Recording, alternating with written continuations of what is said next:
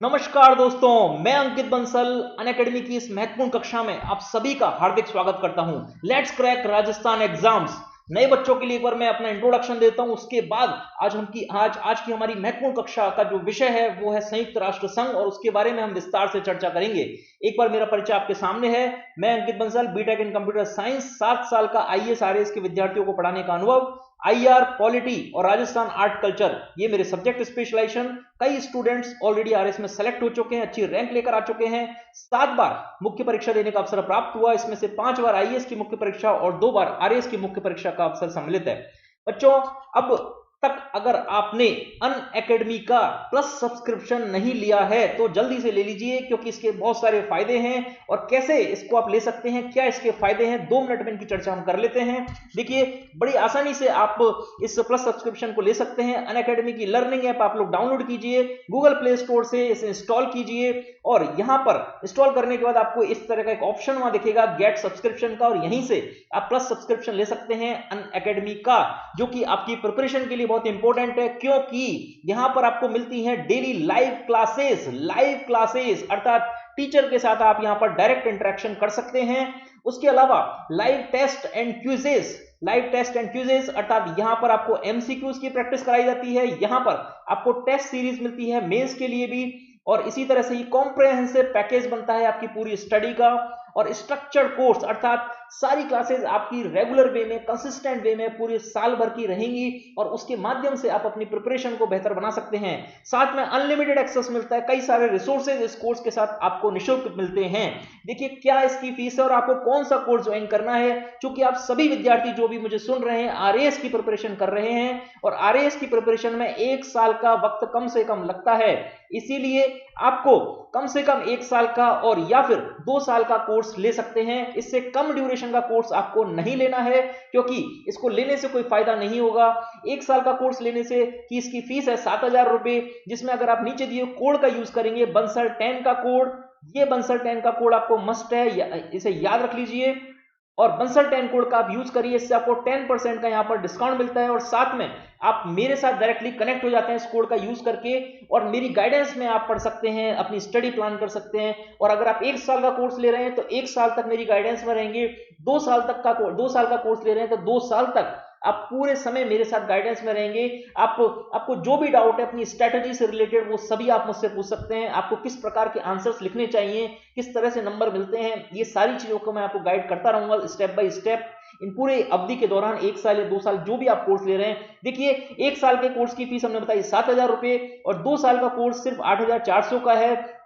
और यहां पर देख सकते हैं आप, ये 2 साल का कोर्स 8,400 और इसमें बंसल 10 कोड का आप यूज करेंगे 10% आपको डिस्काउंट मिल जाएगा और इस कोर्स की फीस रह जाएगी सिर्फ 7,560 रुपए।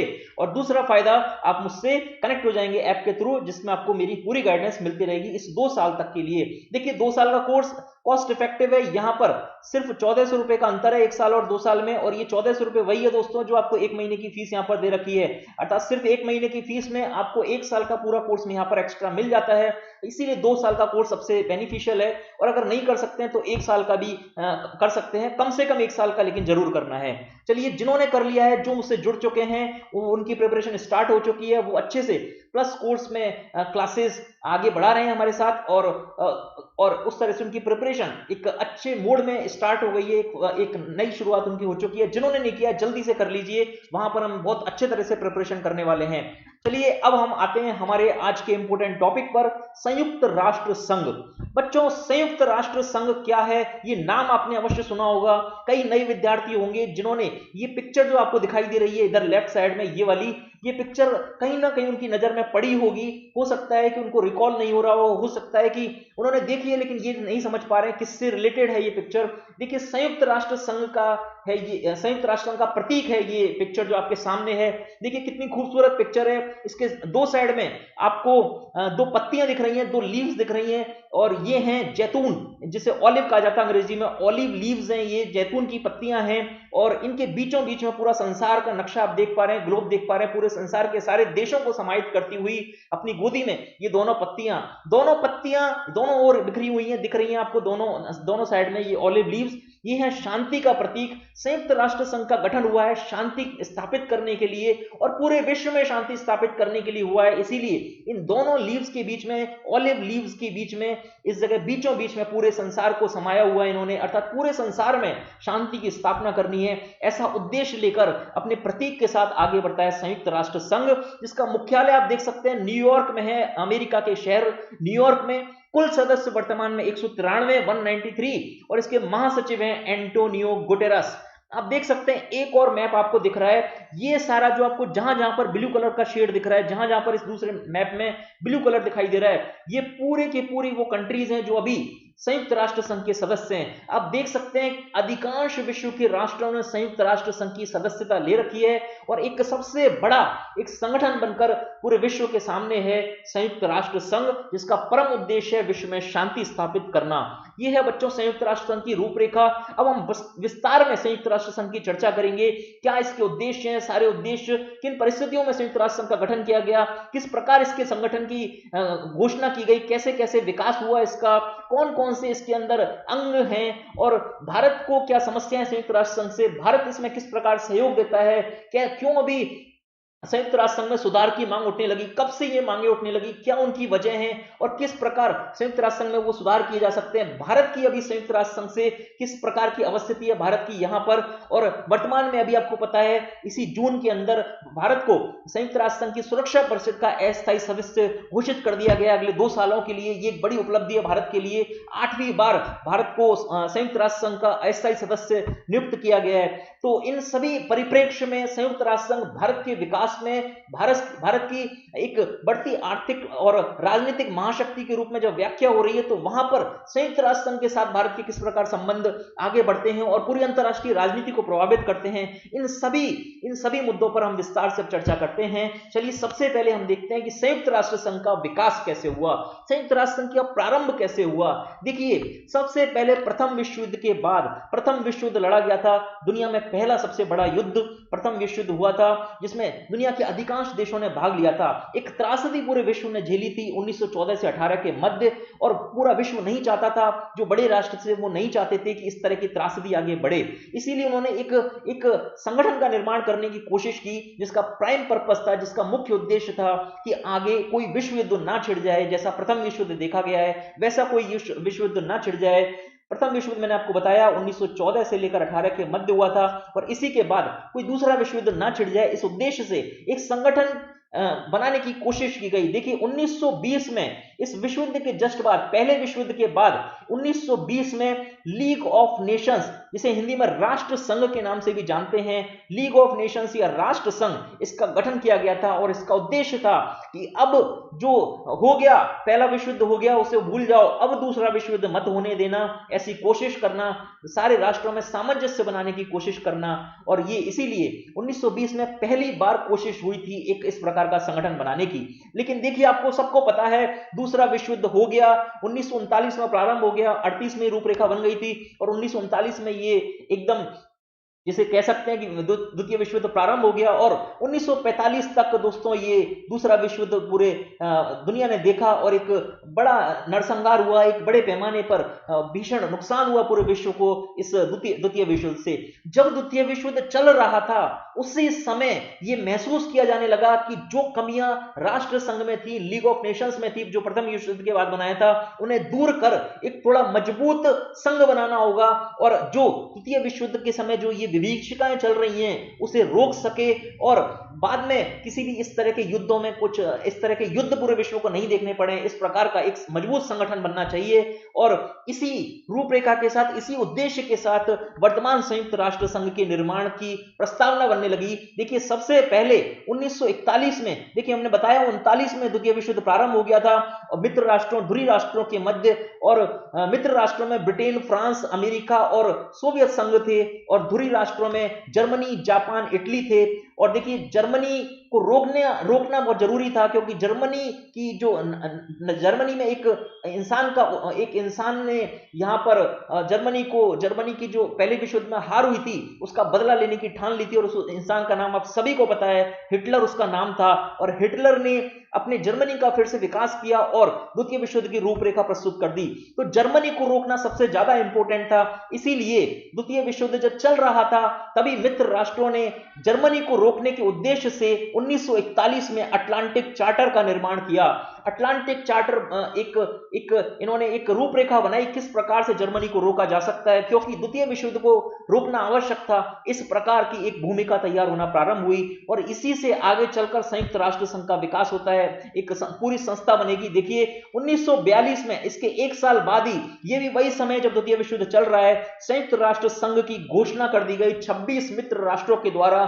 हमने आपको बताया जो प्रमुख मित्र राष्ट्र थे उसमें अमेरिका, सोवियत संघ, ब्रिटेन और फ्रांस थे। उसके अलावा भी बहुत सारे राष्ट्र थे जो इनके साथ में संलग्न थे। इन सभी ने 26 राष्ट्रों ने मिलकर संयुक्त राष्ट्र संघ के निर्माण की घोषणा कर दी 1942 में। उसके 3 साल के बाद 1945 में ये सभी मिले सैन फ्रांसिस्को, जो अमेरिका में एक इंपॉर्टेंट शहर है, सैन फ्रांसिस्को, वहां पर एक सम्मेलन का आयोजन किया गया। उस सम्मेलन में इसका चार्टर बना दिया। चार्टर शब्द से आपको घबराना नहीं है, चार्टर एक प्रकार का एक आप समझ सकते हैं दस्तावेज है, एक कागज है जिसमें ये लिखा रहता है कि ये जो संगठन बन रहा है इसके क्या उद्देश्य है, किस पर्पस से ये बनाया जा रहा है और किस प्रकार से इनका पालन किया जाएगा, क्या बाध्यताएं रहेंगी, और वो सारी बातें उस चार्टर में रहती हैं। एक संगठन का एक मूल डॉक्यूमेंट आप इसे कह सकते हैं, मूल कागजात इसे कह सकते हैं। इस प्रकार इस संयुक्त राष्ट्र संघ का एक कागजात तैयार किया गया जिसे संयुक्त राष्ट्र संघ का चार्टर कहा गया। और ये 1945 में सैन फ्रांसिस्को में जो सम्मेलन हुआ वहां पर ये चार्टर का निर्माण हुआ और इसी समय 50 देशों के द्वारा इस चार्टर पर हस्ताक्षर कर दिए गए, जो कि माना जाता है कि ये ऐसा बोला गया था कम से कम जब 50 लोग इस पर हस्ताक्षर कर देंगे, जब 50 देशों के राष्ट्राध्यक्ष इस पर हस्ताक्षर कर देंगे तो इस चार्टर को मान लिया जाएगा कि अब इसे लागू कर दिया जाए। 50 देशों ने हस्ताक्षर कर दिए दोस्तों, और 24 अक्टूबर 1945 को संयुक्त राष्ट्र संघ अस्तित्व में आ गया। ये डेट आपको याद रख लेनी है, बहुत इंपॉर्टेंट डेट है, बार बार एग्जाम में पूछा जाता है कि संयुक्त राष्ट्र संघ की स्थापना कब हुई थी। वर्तमान में भी प्रतिवर्ष 24 अक्टूबर को संयुक्त राष्ट्र संघ की स्थापना दिवस के रूप में मनाया जाता है। तो आपको याद रख लेना है 24 अक्टूबर 1945 को संयुक्त राष्ट्र संघ की स्थापना हुई। इसके बाद देखिए 30 अक्टूबर, सिर्फ 6 दिन के बाद ही भारत भी यूएनओ में शामिल हो गया। यूएनओ अर्थात संयुक्त राष्ट्र संघ, यूनाइटेड नेशन ऑर्गेनाइजेशन अर्थात यूएनओ, इसको शॉर्ट में कह सकते हैं। आगे वाली पूरी क्लास के दौरान अगर मैं यूएनओ शब्द लूं तो आप समझ जाना कि इसका मतलब हम संयुक्त राष्ट्र संघ से बोल रहे हैं। तो 30 अक्टूबर 1945 को भारत संयुक्त राष्ट्र संघ में शामिल हो गया। ये डेट भी आपको याद रख लेनी है, क्योंकि प्रश्न इस तरह से भी पूछा जा सकता है कि भारत कब संयुक्त राष्ट्र संघ में शामिल हुआ। तो 30 अक्टूबर 1945 को भारत शामिल हो गया। पूरे 6 दिन के बाद इसमें भारत शामिल हो गया संयुक्त राष्ट्र संघ में। ये थी बच्चों किस प्रकार संयुक्त राष्ट्र संघ के विकास की रूपरेखा बन रही थी। तो आप देख सकते हैं जब द्वितीय विश्व युद्ध समाप्त होने पर आ रहा था उसी समय संयुक्त राष्ट्र संघ अस्तित्व में आ चुका था। 1945 में द्वितीय विश्व युद्ध समाप्त हुआ और 1945 में ही संयुक्त राष्ट्र संघ अस्तित्व में आ गया। आप सोच सकते हैं कि फिर संयुक्त राष्ट्र संघ का उद्देश्य क्या रहा होगा। संयुक्त राष्ट्र संघ के बहुत साफ उद्देश्य हैं। अगर इनको 4 मोटे पॉइंट्स में अगर मैं आपको बता दूं, मुख्य पॉइंटों में, तो पहला, अंतरराष्ट्रीय झगड़ों को रोकना, क्योंकि पूरा विश्व 2 महायुद्ध देख चुका है, 2 विश्व युद्ध देख चुका है जिन्होंने बड़े लेवल पर नुकसान पहुंचाया पूरे विश्व को। इसीलिए अब अंतरराष्ट्रीय झगड़ों को रोकना है, यह सबसे पहला उद्देश्य बनाया संयुक्त राष्ट्र संघ का। दूसरा उद्देश्य बनाया कि मानव अधिकारों की रक्षा करनी है, क्योंकि यहां पर जब द्वितीय विश्व युद्ध चल रहा था अनेकों मानव अधिकारों का हनन हुआ था। आप देख सकते हैं किस प्रकार जर्मनी में यहूदियों के साथ अन्याय हुआ, किस प्रकार उनको वहां से निकाला गया, एक इजराइल राष्ट्र की संकल्पना उनके सामने आई। अनेकों लोग शरणार्थियों की तरह भटकने लगे, बेघर हो गए बहुत सारे जब ये युद्ध चल रहा था। तो इस प्रकार उनके मानव अधिकारों का हनन हुआ था और संयुक्त राष्ट्र संघ, ये जो नया संगठन बनाया गया, इससे अपेक्षा की गई कि इनके मानव अधिकारों का सम्मान होगा, रक्षा होगी, और जो गरीब लोग हैं उनका भी ये संयुक्त राष्ट्र संघ देखभाल करेगा। अंतरराष्ट्रीय सहभागिता की अपेक्षा की गई, अर्थात विश्व के सभी राष्ट्र मिलकर सहयोग करेंगे और जो संयुक्त राष्ट्र संघ के ये जो उद्देश्य हैं इनको आगे बढ़ाने में, इनको सफल बनाने में सहयोग करेंगे। अंतरराष्ट्रीय सहभागिता की अपेक्षा की गई। और लास्ट जो था सामाजिक और आर्थिक विकास दोस्तों, क्योंकि द्वितीय विश्व युद्ध से बहुत बड़े पैमाने पर क्षति हो चुकी थी, एक भुखमरी की स्थिति आ गई थी, अनेकों राष्ट्रों के पास आर्थिक संसाधन खत्म हो गए थे, और कई सारे लोग गरीबी की चपेट में, भुखमरी की चपेट में, कई जगह पर अकाल भी आ गए थे, और युद्ध के कारण अनेकों पैमानों पर क्षति हुई थी, धन की, जान की, माल की, हर प्रकार की क्षति यहां पर कई लोगों को देखनी पड़ी थी। तो एक प्रकार से सामाजिक और आर्थिक रूप में कई सारे लोगों को नुकसान हुआ था, काफी क्षति आई थी। सामाजिक और आर्थिक विकास कई देशों का रुक गया था क्योंकि आर्थिक संसाधन नहीं है, सामाजिक स्थिति बहुत खराब हो गई है। और ये सोचता हूं वो समय भी था जब विश्व में कई राष्ट्र उपनिवेशवादी जो गुलामी थी उससे निकलकर आजाद हो रहे थे। भारत भी इसमें से एक राष्ट्र था, और इन सभी राष्ट्रों के सामने एक चुनौती थी सामाजिक और आर्थिक विकास। तो संयुक्त राष्ट्र संघ के एक उद्देश्य के रूप में इसे घोषित किया गया कि सामाजिक और आर्थिक विकास भी संयुक्त राष्ट्र संघ का एक उद्देश्य होगा, जिसमें इन देशों में व्याप्त गरीबी, भुखमरी, इन सब से लड़ने में संयुक्त राष्ट्र संघ मदद करेगा। इस प्रकार से ये 4 प्रमुख उद्देश्य थे संयुक्त राष्ट्र संघ के, जिन्हें संयुक्त राष्ट्र संघ की स्थापना 1945 से लेकर आज तक भी संयुक्त राष्ट्र संघ इन उद्देश्यों का निर्वाह करते आ रहा है। सबसे बड़ी सफलता आप देख सकते हैं संयुक्त राष्ट्र संघ की कि दूसरे विश्व युद्ध के बाद से 1945 में दूसरा विश्व युद्ध समाप्त हुआ, आज 2020 हो गया है। इतने लंबे समय अंतराल के बाद भी 75 वर्ष लगभग हो चुके हैं पूरे, और इनके बाद भी एक भी अभी तक कोई विश्व युद्ध दुनिया को नहीं देखना पड़ा है। इस प्रकार आप देख सकते हैं कि संयुक्त राष्ट्र संघ कितना सफल ऑर्गेनाइजेशन हुआ है। जो एक हमने बात की थी लीग ऑफ नेशंस या राष्ट्र संघ की, यहां पर जो हमने बात की थी, ये देखिए ये असफल था। अपने निर्माण के कुछ वर्षों बाद ही जब ये लीग ऑफ नेशंस या राष्ट्र संघ बना, इसके निर्माण के कुछ वर्षों बाद ही पूरे विश्व को दूसरा विश्व युद्ध देखना पड़ गया था। लेकिन संयुक्त राष्ट्र संघ जो अब मजबूत संघ के रूप में सामने आया, उसके होते हुए आप देखिए कोई भी नया विश्व युद्ध नहीं हो पाया, और सबसे बड़ी सफलता संयुक्त राष्ट्र संघ की यही है। तो अब बात करते हैं संयुक्त राष्ट्र संघ की संरचना किस प्रकार की है, क्योंकि ये सभी संरचनात्मक प्रश्न, संरचना से संबंधित प्रश्न आपके एग्जाम के लिए बहुत इंपॉर्टेंट है। प्रश्न पूछा जाता है कि संयुक्त राष्ट्र संघ की संरचना क्या है, या फिर प्रश्न पूछा जा सकता है कि इसकी संरचना में जो अलग अलग अंग आपको दिख रहे हैं स्क्रीन पर, इनमें से किसी एक अंग के बारे में अलग से प्रश्न पूछा जा सकता है कि अंतरराष्ट्रीय न्यायालय क्या है, सुरक्षा परिषद क्या है, 5 अंक का प्रश्न पूछा जा सकता है, या फिर ऑब्जेक्टिव में, प्री में प्रश्न पूछे जा सकते हैं। तो इस प्रकार से ये एग्जाम के लिए बहुत इंपॉर्टेंट है। चलिए एक एक करके हम देखते हैं कि संयुक्त राष्ट्र संघ की संरचना कैसी है। बच्चों, संयुक्त राष्ट्र संघ में कुल 6 अंग हैं। 6 अंगों से मिलकर बना संयुक्त राष्ट्र संघ। आपके सामने 6 अंग के नाम लिखे हुए हैं। आम सभा पहला, दूसरा सुरक्षा परिषद, जिसे संयुक्त राष्ट्र सुरक्षा परिषद या यूएनएससी का नाम भी दिया जाता है। पहला हुआ आम सभा, जिसे अंग्रेजी में जनरल असेंबली भी कहते हैं। दूसरा हुआ सुरक्षा परिषद। तीसरा सचिवालय अर्थात सेक्रेटेरिएट। चौथा आर्थिक और सामाजिक परिषद। मैंने आपको बताया था कि संयुक्त राष्ट्र संघ का एक उद्देश्य द्वितीय विश्व युद्ध के बाद जो आर्थिक और सामाजिक विकास रुक गया था उसे पुनरुद्धार करना था, आर्थिक और सामाजिक विकास करवाना था देशों का। इसलिए एक अंग के रूप में अलग से बना दिया गया आर्थिक और सामाजिक परिषद, जिसे इकोसॉक के नाम से भी जाना जाता है,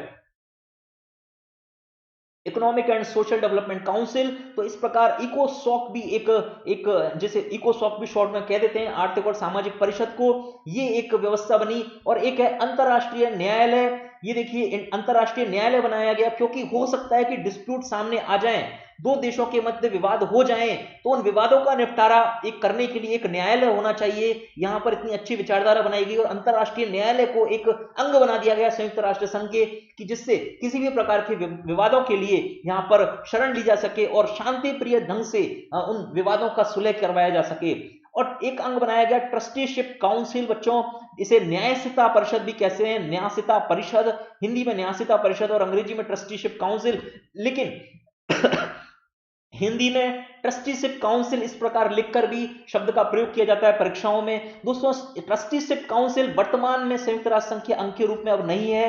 अब वर्तमान में सिर्फ 5 अंग यहां पर अब संयुक्त राष्ट्र संघ के हैं, क्योंकि ट्रस्टीशिप काउंसिल बनाया गया था। देखिए कुछ क्षेत्र ऐसे थे जहां पर पूरी इस प्रकार की, द्वितीय विश्व युद्ध की बात की मैं बात बता रहा हूं, जब संयुक्त राष्ट्र संघ बनाया गया था उस समय 1945 में कुछ क्षेत्र ऐसे थे जहां पर सरकार बना पाना पॉसिबल नहीं हो पा रहा था, कुछ क्षेत्रीय वहां पर समस्याएं हुआ करती थी, इसीलिए उन क्षेत्रों को संयुक्त राष्ट्र संघ के प्रोटेक्शन में डाल दिया गया, संरक्षण में डाल दिया गया और संयुक्त राष्ट्र संघ से उम्मीद करी गई कि संयुक्त राष्ट्र संघ इनके विकास में सहयोग करेगा और जब ये एक देश बनने लायक हो जाएं तो इन्हें अलग से देश बना दिया जाएगा और संयुक्त राष्ट्र संघ इनके इस कार्यभार से मुक्त हो जाएगा।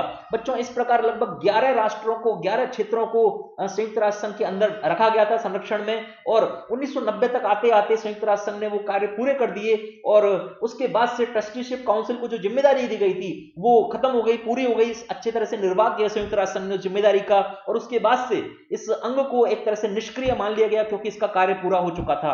अब बात करते हैं ये जो 5 अंग बचे, इन पांचों अंगों की, ये 5 अंग कौन से हैं, एक एक करके हम इनको समझने की कोशिश करते हैं और पूरा अच्छे से समझने की कोशिश करते हैं जिससे हमारा एग्जाम में कोई भी प्रश्न यहां से आता है तो हम उसे मिस नहीं करेंगे। तो सबसे पहले हम बात करते हैं आम सभा की। दोस्तों आम सभा संयुक्त राष्ट्र संघ का एक ऐसा अंग आप मान लें जो सबसे बड़ा है, अर्थात विश्व के जितने भी देश संयुक्त राष्ट्र संघ के सदस्य हैं वो सभी सदस्यों से मिलकर बनती है आम सभा।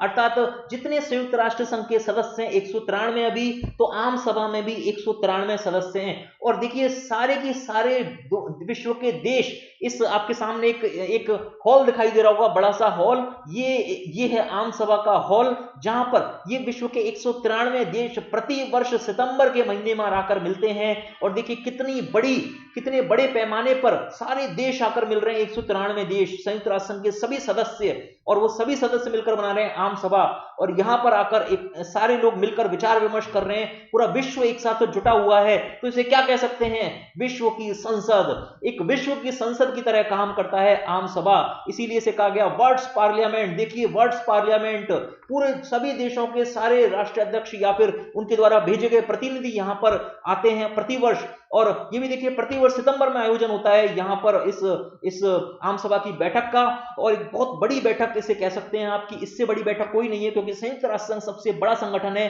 पूरे विश्व में और आम सभा उसका सबसे बड़ा संगठन है, उसमें सारे सदस्य यहां पर पार्टिसिपेट करते हैं और इसीलिए इसे विश्व की संसद के रूप में भी जाना जाता है। हमने बताया संयुक्त राष्ट्र संघ के सभी सदस्य, यूएनओ के सभी सदस्य राष्ट्र इसके भी सदस्य हैं और देखिए सभी सदस्य राष्ट्रों का एक समान मत है, अर्थात कोई ऊंच नीच नहीं है, अगर अमेरिका महाशक्ति है तो रहे महाशक्ति, यहां पर सब सदस्य बराबर हैं। आम सभा एक प्रकार की लोकतांत्रिक आप कह सकते हैं जिसमें सभी को समान अवसर प्राप्त होते हैं और यही एक आम सभा की खासियत है कि ये सभी राष्ट्रों को, चाहे वो अफ्रीका का छोटा सा देश हो या प्रशांत महासागर का एक छोटा सा देश तुवालू हो और या फिर एक बड़ा राष्ट्र अमेरिका हो, सभी को एक समान यहां पर सीट मिलती है और सभी के समान मत होते हैं, सभी के विचार सुने जाते हैं और सभी के विचारों को सम्मान दिया जाता है और यह एक मुख्य नीति निर्माणकारी और विचार विमर्श करने वाली संस्था है। सबसे ये यहां पर आप सोच सकते हैं कि विश्व के सारे देशों के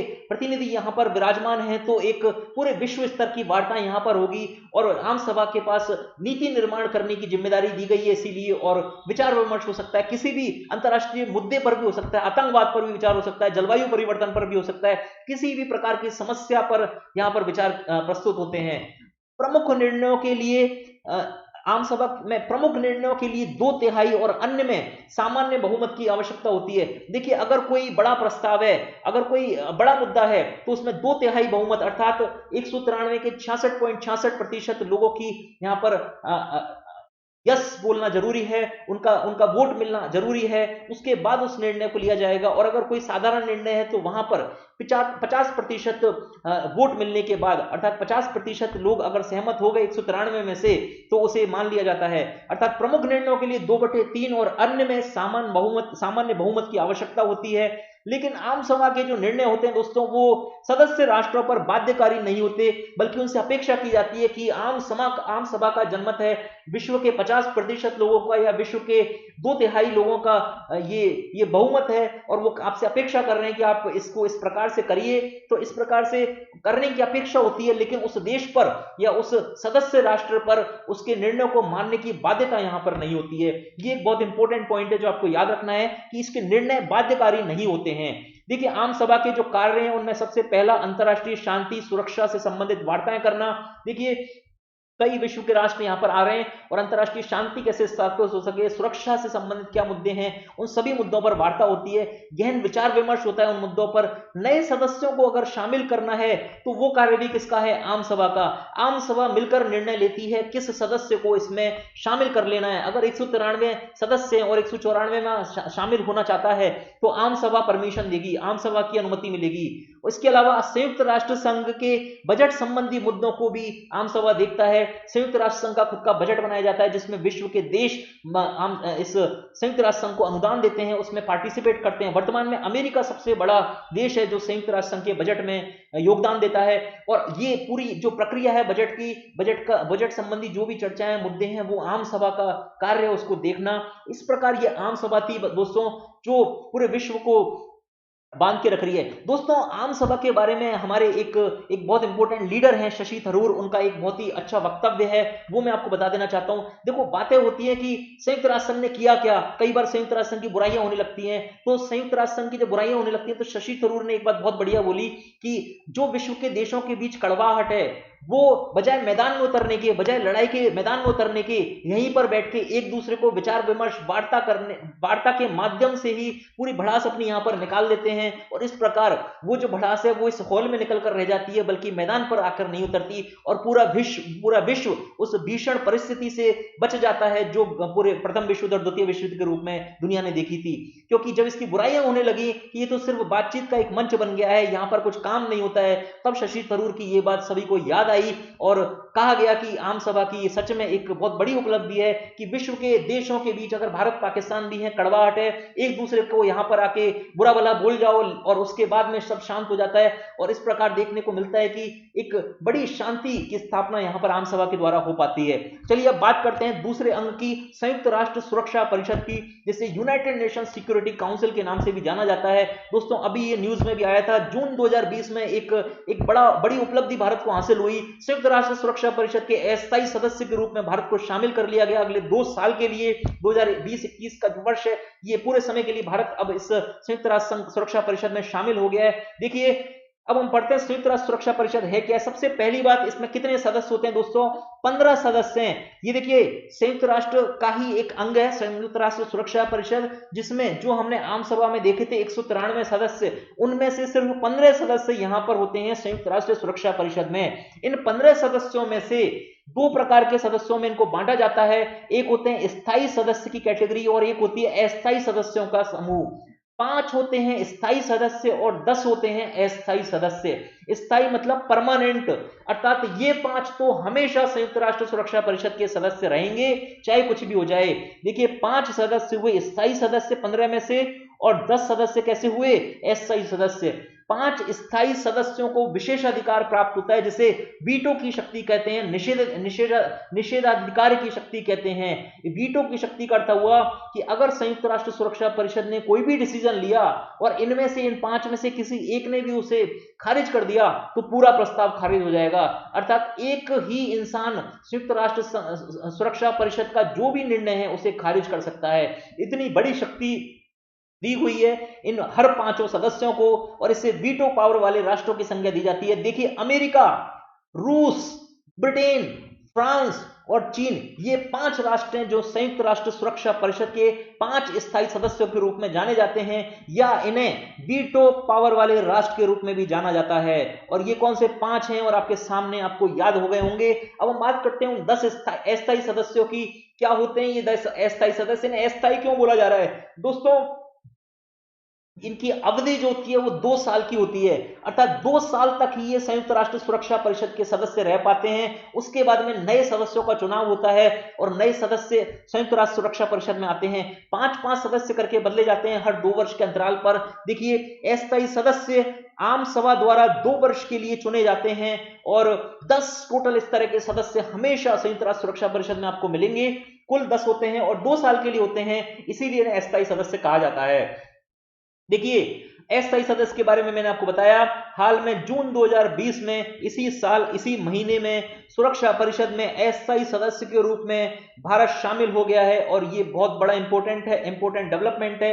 हालांकि इसके बारे में भी मैं विस्तार से और चर्चा करूंगा, लेकिन एक इंपॉर्टेंट फैक्ट आपके सामने आ चुका है जो आपको याद रख लेना है। दूसरी बात, संयुक्त राष्ट्र संघ, ये संयुक्त राष्ट्र सुरक्षा परिषद यूएनएससी के जो डिसीजंस होते हैं, जो निर्णय होते हैं, वो बाध्यकारी होते हैं। हमने थोड़ी देर पहले चर्चा की थी आम सभा की। आम सभा के केस में हमने देखा था कि यहां पर आम सभा के निर्णय सदस्यों पर बाध्यकारी नहीं होते हैं, और जबकि संयुक्त राष्ट्र सुरक्षा परिषद के निर्णय सदस्यों पर बाध्यकारी होते हैं। ये एक बहुत बड़ा अंतर है और इसी वजह से संयुक्त राष्ट्र सुरक्षा परिषद कहा जाता है पूरे की पूरे संयुक्त राष्ट्र संघ का सबसे स्ट्रॉन्ग, सबसे शक्तिशाली, सबसे मजबूत संगठन है, सबसे मजबूत अंग है, क्योंकि इसके निर्णय बाध्यकारी हैं। अगर संयुक्त राष्ट्र सुरक्षा परिषद ने कोई निर्णय ले लिया, किसी देश के खिलाफ कार्रवाई करने की ठान ली, तो उसका निर्णय उस देश को मानना पड़ेगा, संयुक्त राष्ट्र सुरक्षा परिषद का निर्णय मानना पड़ेगा। अगर निर्णय नहीं माना गया, निर्णय नहीं मानता है वो देश, तो पूरा की पूरा संयुक्त राष्ट्र सुरक्षा परिषद और संयुक्त राष्ट्र संघ उस देश के खिलाफ कार्रवाई कर सकता है, उस देश के ऊपर प्रतिबंध लगा सकता है और आवश्यकता पड़े तो बल प्रयोग भी कर सकता है, सेना का प्रयोग भी कर सकता है। इस प्रकार संयुक्त राष्ट्र सुरक्षा परिषद एक बहुत ही शक्तिशाली अंग के रूप में संयुक्त राष्ट्र संघ का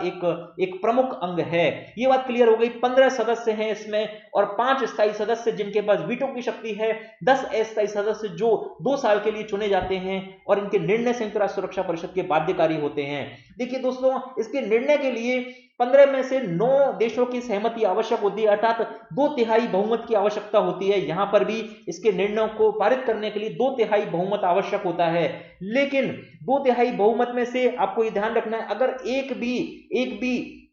अगर इनमें से ये सारे के सारे जो 5 आपके सामने दिख रहे हैं स्थायी सदस्य, इन सब का निर्णय भी जरूरी है, ये सारे लोग सहमत हो जाएं, और वो भी एक आवश्यकता है, क्योंकि अगर एक ने भी अगर मना कर दिया तो वो निर्णय पारित नहीं हो पाएगा, क्योंकि इनके पास वीटो की शक्ति है। ये हम पहले समझा चुके हैं आपको। सुरक्षा परिषद के कार्य अंतरराष्ट्रीय शांति और सुरक्षा को बनाए रखना, किसी देश पर प्रतिबंध लगाना, मैं आपको चर्चा कर चुका हूं इस बारे में। और अगर अव्यवस्था को रोकने की आवश्यकता पड़ी, अगर आवश्यकता पड़ी गई अव्यवस्था को रोकने के लिए, तो बल प्रयोग की अनुमति भी संयुक्त राष्ट्र सुरक्षा परिषद दे सकता है। ये थी बच्चों संयुक्त राष्ट्र सुरक्षा परिषद के बारे में। इसके बारे में थोड़ी चर्चा हम अभी थोड़ी देर में करेंगे और एक बार सभी अंगों को समझ लेते हैं पहले संयुक्त राष्ट्र संघ के।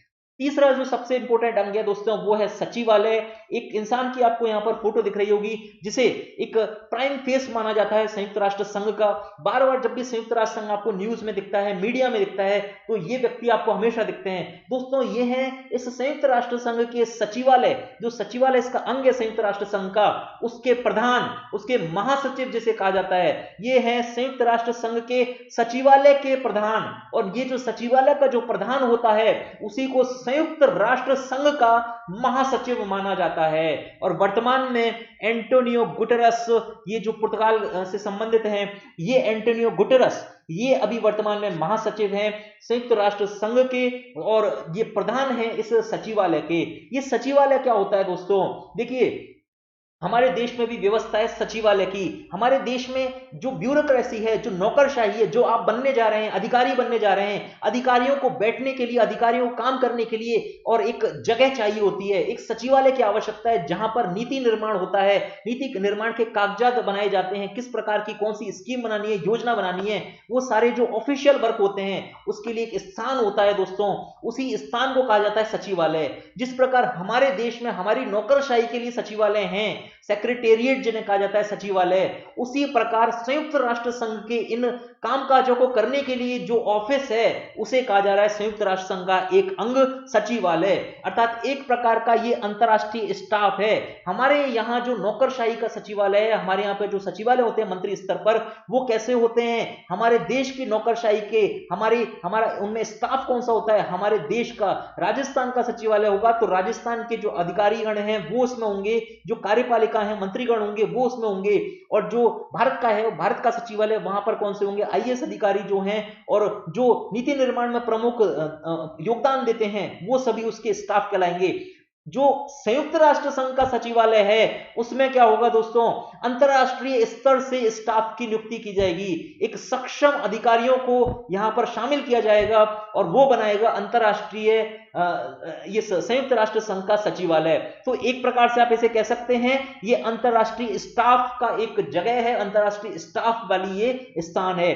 संयुक्त राष्ट्र संघ के बाकी के अंगों के लिए आवश्यक जानकारी और सुविधा सचिवालय द्वारा प्राप्त होती है, क्योंकि ये कैसे काम कर रहा है, एक ऑफिस की तरह काम कर रहा है, बिल्कुल उसी तरह जैसे भारत में हमने बताया, भारत में सरकार चलाने के लिए सचिवालय की आवश्यकता होती है और वहीं पर नीति निर्माण का काम होता है और वही सचिवालय से आदेश आते हैं किस प्रकार की नीति है, कैसे अब आगे बढ़ना है। दूसरे जो सरकारी तंत्र हैं उनको वहीं से निर्णय मिलते हैं, नीति के प्रस्ताव वहां से मिलते हैं। उसी प्रकार अंतरराष्ट्रीय स्तर पर यह संयुक्त राष्ट्र संघ का सचिवालय है और यह संयुक्त राष्ट्र संघ का सचिवालय जो संयुक्त राष्ट्र संघ के बाकी के अंग, चाहे वो संयुक्त राष्ट्र सुरक्षा परिषद हो, चाहे आम सभा हो, चाहे अंतरराष्ट्रीय न्यायालय हो, सभी अंगों के लिए आवश्यक जानकारी और सुविधा इस सचिवालय से प्राप्त हो जाती है। हमने बताया कि इसके प्रधान को महासचिव कहा जाता है और इस महासचिव की नियुक्ति दोस्तों सुरक्षा परिषद की सलाह पर आम सभा द्वारा 5 वर्षों के लिए होती है।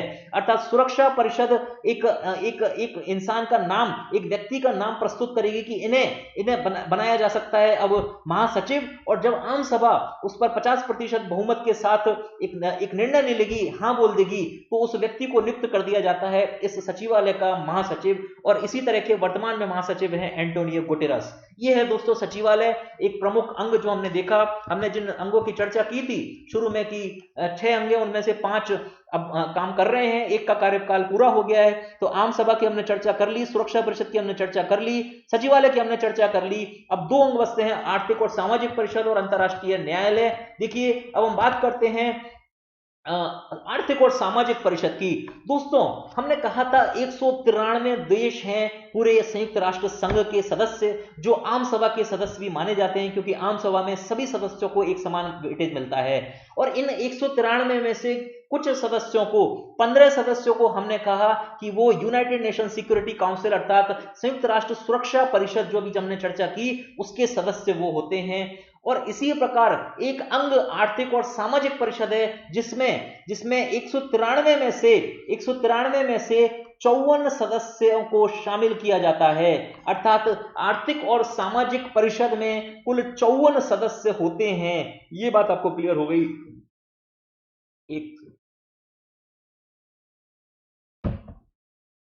कुल 54 सदस्य यहां पर शामिल किए जाते हैं। इस आर्थिक और सामाजिक परिषद का काम क्या है दोस्तों, द्वितीय विश्व युद्ध के बाद से लेकर अब तक आर्थिक और सामाजिक विकास करना देशों का, सामाजिक और आर्थिक विकास करना देशों को, अर्थात गरीबी मिटाना, अर्थात बेरोजगारी मिटाना, अर्थात भुखमरी मिटाना, खाद्यान्न उत्पादन में वृद्धि करवाना, इस प्रकार के अर्थव्यवस्था में सहयोग करना दूसरे देशों को, ये सारे कार्य हैं इस आर्थिक और सामाजिक परिषद के। संयुक्त राष्ट्र संघ के कुछ सदस्य राष्ट्रों का एक समूह जो सामान्य सभा को अंतरराष्ट्रीय आर्थिक और सामाजिक सहयोग और विकास के कार्यक्रमों में सहायता करता है। इसके अनुसार विश्व में शांति बनाए रखने के लिए एकमात्र हल राजनीतिक नहीं है, बल्कि आर्थिक और सामाजिक विकास भी उतना ही आवश्यक है विश्व शांति के लिए जितना राजनीतिक रूप से समाधानों की अपेक्षा की जाती है। ये इसकी एक अलग विचारधारा, ये बहुत अच्छी विचारधारा है कि अगर आपको विकास करना है, अगर आपको शांति करनी है, तो अशांति क्यों फैलती है, इसके एक प्राइम रूट कॉज पर आपको आना होगा, एक मूल कारण पर आपको आना होगा। अशांति फैलती है दोस्तों तब जब भुखमरी होती है। हमारे बिहार राज्य में इतनी ज्यादा अशांति क्यों थी, क्योंकि वहां पर भुखमरी थी, वहां पर स्थिति खराब थी, इसीलिए अपहरण होते थे और अनेक प्रकार की हत्याएं होती थी। किसी भी प्रकार पैसे कमा लेने की होड़ होती थी, चोरी कर लेने की होड़ होती थी, कैसे भी करके खाना मिले एक दिन का, और ये सब वजह थी अपराधी बनने की दोस्तों। लेकिन वर्तमान में क्या हुआ, बिहार में डेवलपमेंट स्टार्ट हुआ और इसीलिए वहां पर ये जो समस्याएं थी उन्हें दूर कर लिया गया। बिल्कुल उसी प्रकार आप इमेजिन कर सकते हैं आर्थिक और सामाजिक परिषद का कार्य, वो पूरे विश्व में इस भुखमरी को मिटाना चाहता है जो अशांति का एक मूल कारण है, इस गरीबी को मिटाना चाहता है जो अशांति का एक मूल कारण है, ये इन देशों के लोगों का आर्थिक और सामाजिक विकास चाहता है, जो हो जाएगा तो अपने आप शांति आ जाएगी। इस प्रकार की इसकी एक अच्छी कल्पना है दोस्तों। हमने बताया 54 इसके सदस्य राष्ट्र हैं, प्रत्येक सदस्य का कार्यकाल 3 वर्ष का होता है और प्रत्येक एक तिहाई अर्थात हर साल 18 सदस्य अर्थात एक तिहाई सदस्य, 54 का एक तिहाई कितना हुआ 18 सदस्य हर साल नए चुने जाते हैं यहाँ पर। और प्रतिवर्ष 18 नए सदस्य आते हैं और प्रत्येक सदस्य का कार्यकाल रहता है 3 साल का। एक बार अगर आपका 3 साल का कार्यकाल पूरा हो गया तो आप फिर से चुने जा सकते हैं, इसमें कोई समस्या नहीं है, पुनः चुनाव की यहाँ पर छूट रहती है, अर्थात पदमुक्त होने वाला सदस्य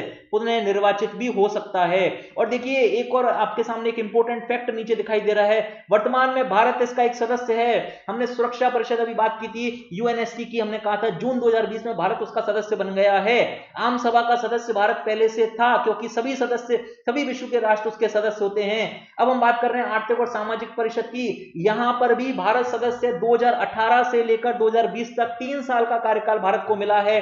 और भारत वर्तमान में आर्थिक और सामाजिक परिषद, जिसे शॉर्ट में इकोसॉक भी कहा जाता है, SOC, economic and social council, इसका भारत सदस्य है वर्तमान में। ये एक इंपॉर्टेंट फैक्टर है। और हम उद्देश्यों की चर्चा कर चुके हैं कि ये विश्व की जनसंख्या के जीवन में सुधार हेतु गरीबों, घायलों, अशिक्षितों की सहायता कर अंतर्राष्ट्रीय शांति बहाली का प्रयास करती है, अंतर्राष्ट्रीय मामलों में आर्थिक, सामाजिक, सांस्कृतिक, शैक्षिक, स्वास्थ्य मामलों का अध्ययन करती है।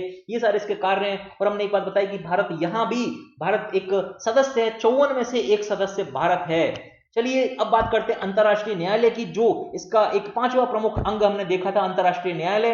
अंतर्राष्ट्रीय न्यायालय हमने बताया था दोस्तों कि जितने भी अंतर्राष्ट्रीय विवाद हैं, अंतर्राष्ट्रीय झगड़े हैं, उनको निपटाना इसका प्रमुख कार्य होता है। और ये संयुक्त राष्ट्र संघ के अंग के रूप में काम करता है। इसका मुख्यालय है हेग में। ये हेग यूरोप में स्थित है, यूरोप का जो राष्ट्र है नीदरलैंड, वहीं पर हेग स्थित है। और इस हेग में ही अंतर्राष्ट्रीय न्यायालय जो संयुक्त राष्ट्र संघ का प्रमुख अंग है और अंतर्राष्ट्रीय विवादों को सुलझाने का काम ये करता है।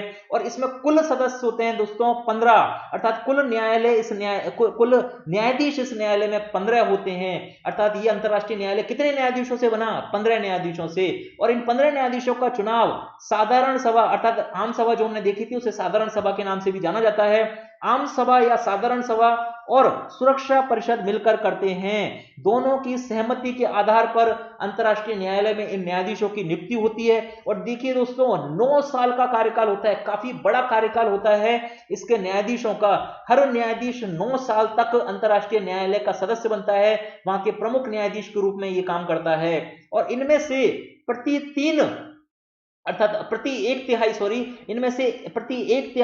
प्रति 3 वर्षों में बदले जाते हैं। अर्थात हर 5 सदस्यों का चुनाव हर 3 सालों के बाद होता है। और इस प्रकार कुल सदस्य हमेशा आपको 15 मिलेंगे यहां पर। और देखिए यहां पर भी एक इंपॉर्टेंट चीज आप देखिए, नीचे आपके सामने एक इंपॉर्टेंट फैक्ट फिर लिखा हुआ है, भारत के दलवीर भंडारी को अंतर्राष्ट्रीय न्यायालय में उनके दूसरे कार्यकाल के लिए, जो कि 2018 से लेकर 2027 तक का है, उसके लिए चुना जा चुका है। अर्थात इन 15 न्यायाधीशों में से वर्तमान में एक भारत के न्यायाधीश हैं, भारत के एक अच्छे न्यायाधीश दलवीर भंडारी वर्तमान में अंतर्राष्ट्रीय न्यायालय में हैं। अर्थात जो संयुक्त राष्ट्र संघ का ये वाला अंग है अंतर्राष्ट्रीय न्यायालय, यहां पर भी भारत विद्यमान है। आपने देखा हमने जो अभी तक संयुक्त राष्ट्र संघ के अंगों की चर्चा की, उनमें से सभी में भारत वर्तमान में विद्यमान है। आप देख सकते हैं कितनी अच्छी अवस्थिति में है भारत। फिर इतनी अच्छी अवस्थिति में है तो भारत को सुरक्षा परिषद में स्थायी सदस्यता क्यों नहीं मिल रही?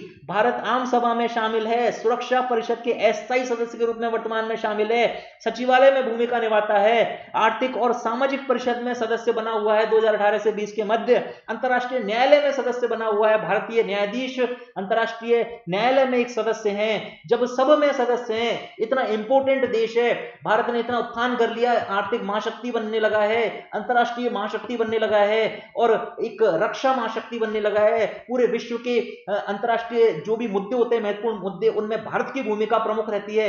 तो भारत को यहां पर स्थायी सदस्य क्यों नहीं बनाया गया? ये एक वजह है दोस्तों, जिसे हम एक टॉपिक के अंदर समझेंगे, संयुक्त राष्ट्र संघ में सुधार। संयुक्त राष्ट्र संघ में सुधार की आवश्यकता क्यों है, क्या है सुधारों की मांग, भारत को इसमें क्यों, क्या भारत क्या सुधार यहां से चाहता है और भारत इसमें क्या एक्सपेक्ट करके चलता है इस संयुक्त राष्ट्र संघ से, उन मुद्दों की अब चर्चा करेंगे। देखिए संयुक्त राष्ट्र संघ में जो सुधार हैं, शीत युद्ध जब समाप्त हुआ, अर्थात शीत युद्ध समाप्त हुआ 1990 में, देखिए हमने कहा था 1945 में द्वितीय विश्व युद्ध समाप्त हो गया था, जो कि 1939 से लेकर 45 तक लड़ा गया था। 45 के बाद में पूरे विश्व में शीत युद्ध प्रारंभ हो गया था। दो बड़े गुटों के बीच में संघर्ष प्रारंभ हो गया था, अमेरिका और सोवियत संघ के मध्य, और ये शीत युद्ध चला था 1990 तक। अर्थात 1990 तक इन गुटों की लड़ाई होती रही, लेकिन 1990 में शीत युद्ध समाप्त हो गया।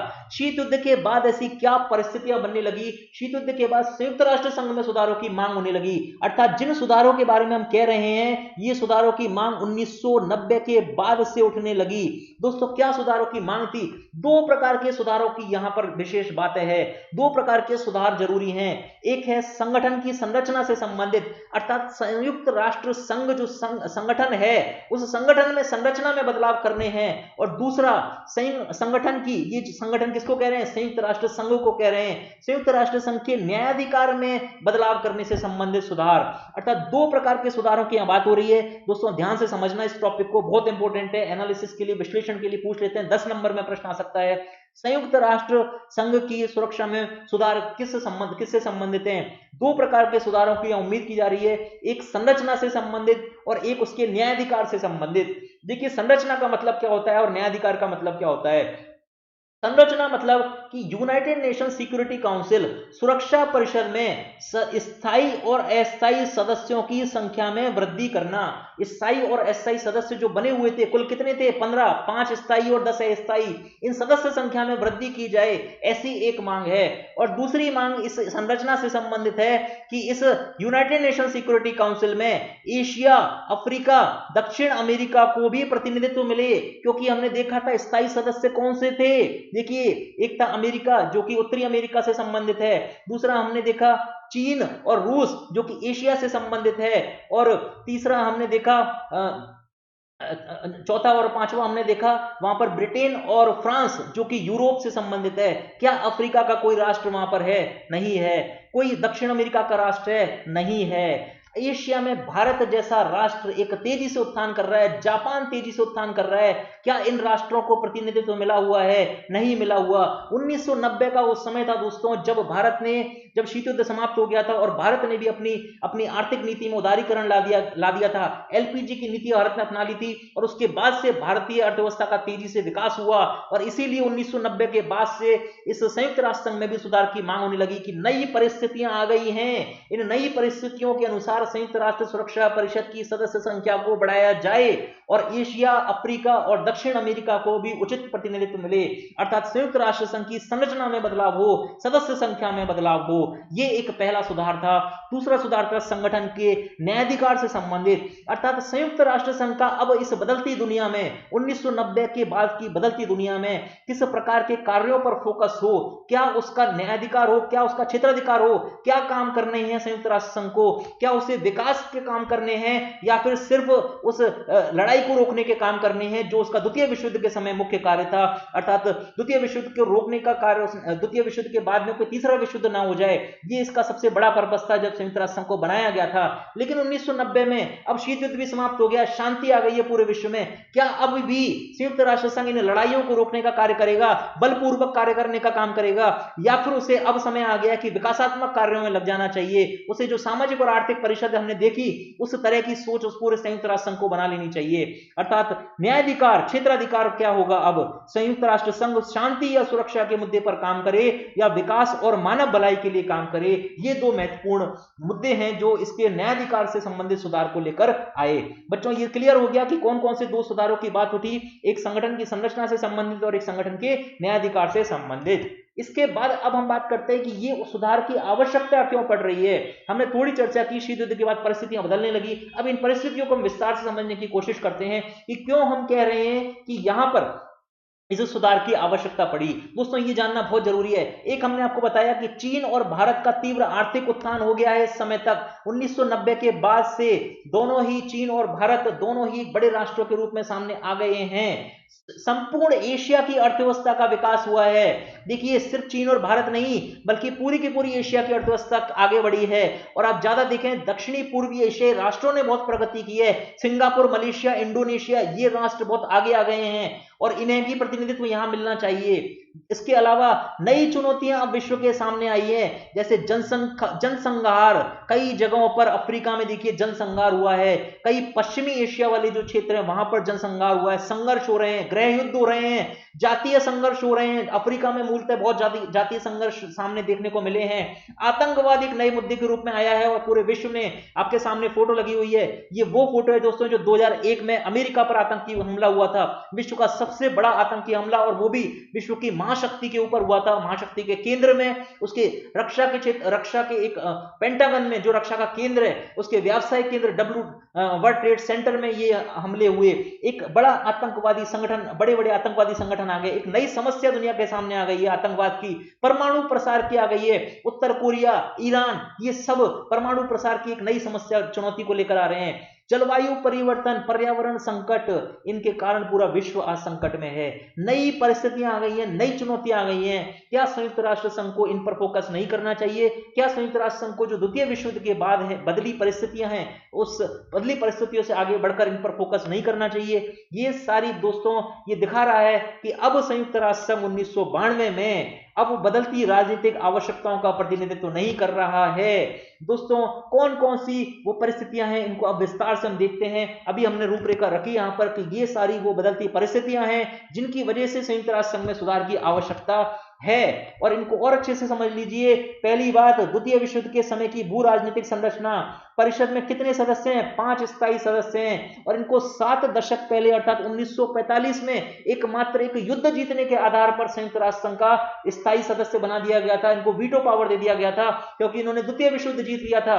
अधिकांश देश इसमें वही हैं जिनको विश्व में द्वितीय विश्व युद्ध में बढ़त हासिल हुई थी। देखिए अमेरिका, ब्रिटेन, फ्रांस, रूस, ये कौन से हैं? वो मित्र राष्ट्र जो द्वितीय विश्व युद्ध जीते थे, इन्हें बना दिया गया यहां पर स्थायी सदस्य और वीटो पावर दे दी गई मात्र एक युद्ध जीतने के कारण।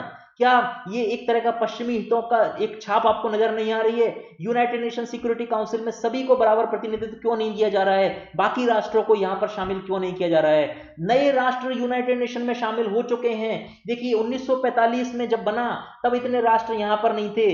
जब शीत युद्ध समाप्त हो गया 1990 में, सोवियत संघ का विघटन हो गया, नए नए राष्ट्रों का उदय हुआ।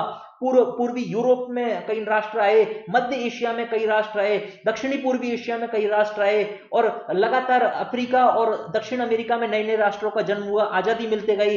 इन सभी राष्ट्रों को संयुक्त राष्ट्र संघ में क्यों नहीं शामिल किया जा रहा है? संयुक्त राष्ट्र संघ की सुरक्षा परिषद में इनको जगह क्यों नहीं मिल रही है? देखिए कितना कम विस्तार हुआ है। सुरक्षा परिषद का एक विस्तार 1963 में हुआ था, जब 4 गैर स्थायी सदस्यों को इसमें शामिल किया गया था। तब मात्र 113 सदस्य हुआ करते थे संयुक्त राष्ट्र संघ के। उन 113 सदस्यों के समय चार गैर स्थायी सदस्यों को शामिल किया गया। उसके बाद से संयुक्त राष्ट्र सुरक्षा परिषद का विस्तार नहीं किया गया। यूनाइटेड नेशन सिक्योरिटी काउंसिल में 15 ही सदस्य हैं, और उस समय पूरे संयुक्त राष्ट्र संघ में कितने सदस्य? 113 सदस्य। 113 सदस्यों के बीच में 15 यूनाइटेड नेशन सिक्योरिटी काउंसिल के सदस्य थे। वर्तमान में तो ये 113 सदस्य बढ़कर अब 193 यहां पर सदस्य हो गए संयुक्त राष्ट्र संघ के। तो इस अनुपात में इस संयुक्त राष्ट्र सुरक्षा परिषद का विस्तार क्यों नहीं किया जा रहा है? इतने बड़ी संख्या में नए सदस्य यहां पर शामिल हुए, नए राष्ट्र यहां पर शामिल हुए संयुक्त राष्ट्र संघ में। तो यहां पर संयुक्त राष्ट्र सुरक्षा परिषद का भी विस्तार किया जाए और उनकी आवश्यकताओं को यहां पर समझा जाए। उसके अलावा क्षेत्रीय असंतुलन को मिटाना। अफ्रीका का कोई भी देश सुरक्षा परिषद का स्थायी सदस्य नहीं है, और यूरोप जो पूरी दुनिया की मात्र 5% आबादी को दर्शाता है, और वहां पर 2-2 सदस्य आपने संयुक्त राष्ट्र सुरक्षा परिषद के स्थायी सदस्य के रूप में बना रखे हैं। फ्रांस और ब्रिटेन 2-2, और वो पूरे यूरोप को निरूपित कर रहे हैं, और पूरा यूरोप विश्व का मात्र 5% है। एशिया, अफ्रीका और दक्षिण अमेरिका, इनमें कोई इतनी बड़ी जनसंख्या आधार होने के बाद, इतना बड़ा क्षेत्रफल होने के बाद भी एक समुचित यहां पर संयुक्त राष्ट्र सुरक्षा परिषद में इनको स्थान नहीं मिला है। तो इस प्रकार दोस्तों संयुक्त राष्ट्र सुरक्षा परिषद के जो ये सुधार की आवश्यकताएं थी, और जो किस किस प्रकार के सुधार थे, ये मूलभूत रूप में 2 प्रकार के थे। संरचनात्मक सुधार और दूसरा इसके न्यायाधिकार से संबंधित सुधार। और सुरक्षा संरचना में हम कह रहे हैं यूनाइटेड नेशन सिक्योरिटी काउंसिल, अर्थात संयुक्त राष्ट्र सुरक्षा परिषद की संरचना में बदलाव, उसमें सदस्य संख्याओं की वृद्धि, दोनों ही तरह के स्थायी भी और अस्थायी भी। और न्यायाधिकार में हम कह रहे हैं बदलती परिस्थिति में नए क्षेत्रों को भी संयुक्त राष्ट्र संघ के क्षेत्राधिकार में लेकर आना, विश्व शांति के लिए अब सामाजिक और आर्थिक विकास पर काम करना, नए मुद्दे जो आतंकवाद, जलवायु परिवर्तन और जनसंहार के जो आ गए हैं इन्हें यहां पर शामिल करना, ये सारे सुधार की बात होती है। देखिए संयुक्त राष्ट्र संघ सुरक्षा परिषद में नए सदस्यों को शामिल करने के क्या मानदंड हो।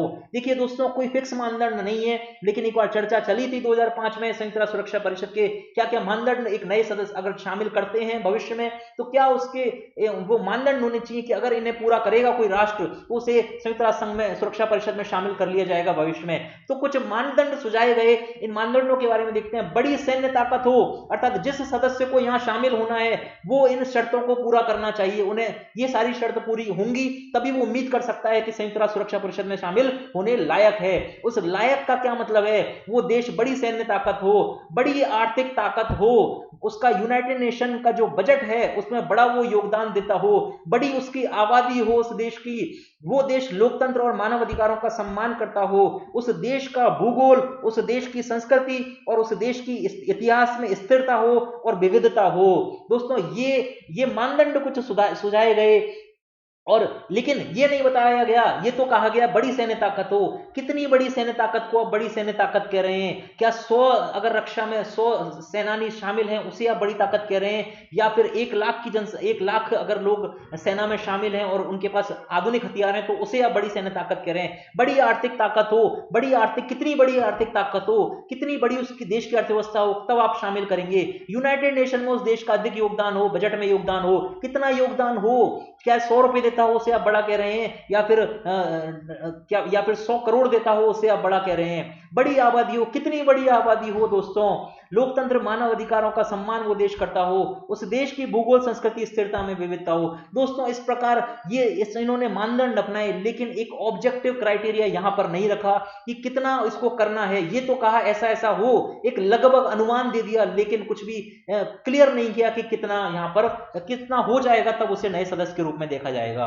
दोस्तों अब हम बात करते हैं एक लास्ट मुद्दे की, भारत को क्यों मिलनी चाहिए सुरक्षा परिषद की स्थायी सदस्यता। दोस्तों आपको पता है जो मानदंड सुझाए इनमें अधिकांश मानदंडों को भारत पूरा करता है। इनफैक्ट जो मानदंड इन्होंने सुझाए उससे भी अधिक भारत पूरा करता है। बड़ी सैन्य ताकत हो, हाँ दोस्तों भारत की बड़ी सैन्य ताकत है, और साथ में बड़ी सैन्य ताकत होने के साथ साथ संयुक्त राष्ट्र संघ की जो शांति सेना है उसमें भी भारत बड़ी भागीदारी निभाता है। सबसे बड़ी शांति सेना में भागीदारी प्रस्तुत करता है भारत। सिर्फ भारत की सुरक्षा नहीं, विश्व की सुरक्षा में भी भारत योगदान देता है। एक सैन्य ताकत है भारत, बड़ी आर्थिक ताकत हो, एक देश जो तीसरी सबसे बड़ी अर्थव्यवस्था बन गया हो, एक बड़ी आबादी वाला देश, 1.3 बिलियन की आबादी। मोदी जी बार बार कहते हैं 130 करोड़ भारतीय बच्चों, कितना बड़ा देश है। दूसरी सबसे बड़ी आबादी है भारत की पूरे विश्व में। इतना बड़ा देश, $1 ट्रिलियन से भी ज्यादा की अर्थव्यवस्था, अर्थात तीसरी सबसे बड़ी अर्थव्यवस्था है भारत की, और परमाणु शक्ति संपन्न देश है, एक शक्तिशाली देश है, एक शक्तिशाली अर्थव्यवस्था है, बड़ी आबादी है, और शक्ति संयुक्त राष्ट्र संघ के शांति अभियानों में सर्वाधिक योगदान देने वाला देश है हमारा भारत। जनसंख्या, क्षेत्रीय आकार, जीडीपी, आर्थिक क्षमता, संपन्न विरासत, सांस्कृतिक विविधता, हमसे ज्यादा किसी की सांस्कृतिक विविधता है क्या? इतने सारे धर्म के लोग शांति प्रिय ढंग से यहां पर रहते हैं, इतनी तरह का खान पीन, भाषाई बोलचाल, कितनी प्रकार की आप यहां पर सांस्कृतिक विविधता देख सकते हैं। विविधताओं में एकता वाला राष्ट्र है भारत, और हर प्रकार के आपने जो मानदंड सुझाए उन सभी में खरा उतर रहा है भारत। यह दुनिया का सबसे बड़ा लोकतंत्र है। आपने यहां कहा कि लोकतंत्र और मानव अधिकारों का सम्मान करता हो, ये तो हमारी मूल संस्कृति में छपा है। हम सबसे बड़े लोकतंत्र हैं और मानव अधिकारों में विश्वास रखते हैं, तभी तो हमारा नारा है वसुधैव कुटुंबकम, विश्व शांति को बढ़ावा देने वाला हमारा नारा है। हमारी विदेश नीति का परम उद्देश्य है विश्व की शांति करना। और 2020 में अब भारत 8वीं बार स्थायी सदस्य के रूप में भारत को स्थान मिला है। 8वीं बार बच्चों, 8वीं बार किसी देश को स्थायी सदस्य के रूप में मिल रहा है स्थान। तो क्या उस देश को अब समय आ गया है कि सुरक्षा परिषद में स्थायी सदस्यता नहीं मिल जानी चाहिए, बिल्कुल मिलनी चाहिए दोस्तों। और यही एक बड़ी वजह है कि भारत कहता है संयुक्त राष्ट्र संघ में अब सुधार की आवश्यकता है। और हमने पूरी क्लास के दौरान एक बात पर चर्चा की, वर्तमान जो समय है संयुक्त राष्ट्र संघ के सभी अंगों में भारत सम्मिलित है, चाहे वो सुरक्षा परिषद हो, चाहे वो न्यायालय हो, चाहे सचिवालय हो, चाहे आम सभा हो, चाहे वो इकोसॉक हो, आर्थिक सामाजिक सुरक्षा परिषद हो, आर्थिक और सामाजिक सुरक्षा परिषद हो, अर्थात हर प्रकार के हर अंग में भारत वर्तमान में शामिल है। भारत हर प्रकार के इनके मानदंडों में खरा उतरता है और इसीलिए संयुक्त राष्ट्र में भारत को शामिल किए जाने की आवश्यकता है। दोस्तों ये थी पूरी संयुक्त राष्ट्र संघ की कहानी और भारत का इसमें योगदान, भारत की इसमें अपेक्षाएं और भारत की बढ़ती महाशक्ति का परिचय और संयुक्त राष्ट्र संघ के साथ बदलते हुए संबंधों को हमने यहां पर देखा। और हमने देखा वर्तमान में किस प्रकार भारत संयुक्त राष्ट्र संघ में एक महती भूमिका का निर्वाह कर रहा है और वो भारत की एक बढ़ती अंतरराष्ट्रीय परिदृश्य पर बढ़ती हुई शक्ति का परिणाम है दोस्तों। और उम्मीद करता हूं ये क्लास आपको अच्छी लगी, समझ आई होगी। इसे लाइक करें, शेयर करें, सब्सक्राइब करें, नोटिफिकेशन बेल दबा दें जिससे आपको हमारी आगामी क्लासेस मिलती रहें। और कंसल्टेंट कोड का यूज करके हमसे आप प्लस सब्सक्रिप्शन में मिलें, वहां पर आपकी सारी क्लासेस को हम बहुत ही अच्छी तरह से आपको गाइड करते हुए लेकर चलेंगे। 1-to-1 इंटरेक्शन होगा, डाउट्स आपके वहीं पर हैंडल करेंगे और आप हमारी ऐप के थ्रू कनेक्ट हो जाएंगे। जैसे आप कंसल्टेंट कोड यूज करके प्लस सब्सक्रिप्शन लेंगे तो हम आपको बेहतर तरीके से गाइड कर पाएंगे। एक संवाद हो सकेगा, अच्छा संवाद हो सकेगा, हेल्दी डिस्कशन हो सकेगा और आपको शिखर तक ले जाने की रूपरेखा वहां पर आपके सामने रख देंगे। दोस्तों बहुत बहुत धन्यवाद, all the best, thank you.